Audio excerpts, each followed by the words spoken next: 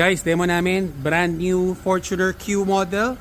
So, in-upgrade namin Q to ha. So, in-upgrade namin DRL with sequential. Ito, hindi pa kami tapos. So, DRL sequential lights.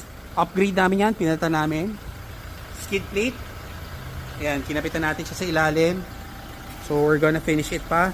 Projector fog light JCL. Para lumakas yung ilaw, may hina yung ilaw. Tapos, tignan nyo, may ilaw siya dito. DRL always on, kinapitan natin. Hood shocks. Supersonic na busina. Ayan na. Nakakabit na natin. Tignan nyo, naka-sequential na siya. So, para na siya sa mga GR at saka LTD. Projector lights. Rain visor. Ayan. So, noise reducer. Nilagyan natin si ma'am. Door seal. Full black liner matting. Tingnan nyo. 66 km. Bagong bago. So, sinet up na natin siya. 1 hour lang. Rear bumper lights. Rear seal. Nakakabit na natin siya. So, send us a message. 1 hour, we're done. Ganda, di ba?